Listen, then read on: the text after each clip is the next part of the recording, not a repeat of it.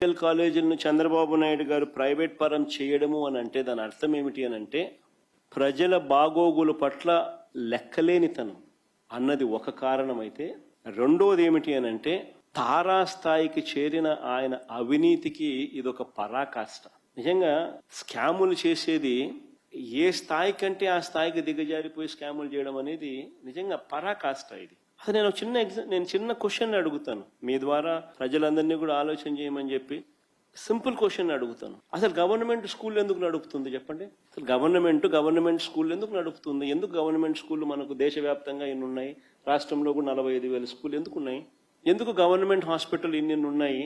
ప్రతి మండలంలోను ప్రతి జిల్లాలోను ఎందుకు ఇన్ని ఉన్నాయి? ప్రతి ఊర్లోను, రాష్ట్ర వ్యాప్తంగాను దేశవ్యాప్తంగాను.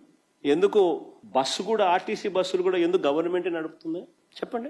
ఆలోచన ఎప్పుడైనా చేసినారా? ఎందుకనంటే ఇవన్నీ గవర్నమెంట్ చేయకపోతే పేదవాడు మధ్యతరగతి వాడు ప్రైవేట్ వాళ్లకు దోపిడీకి బలైపోతాడు. Just imagine a situation, government school లేకపోతే ప్రైవేట్ స్కూల్ ఛార్జ్ చేసే ఫీజులు ఎవడన్నా కట్టగలుగుతాడా? Just imagine a situation where government hospital లేకపోతే ప్రైవేట్ హాస్పిటల్స్, అనైతిక ప్రైవేట్ హాస్పిటల్స్ ఛార్జ్ చేసే రేట్లు తట్టుకోగలుగుతారా? గవర్నమెంట్ ఆర్టీసీ బస్సులు నడపకపోతే ప్రైవేట్ బస్సులు నడిస్తే అసలు సామాన్యుడు బస్సు ఎక్కాలంటే భయపడిపోయే పరిస్థితి రాదా? ఇవన్నీ గవర్నమెంట్ బాధ్యతలు.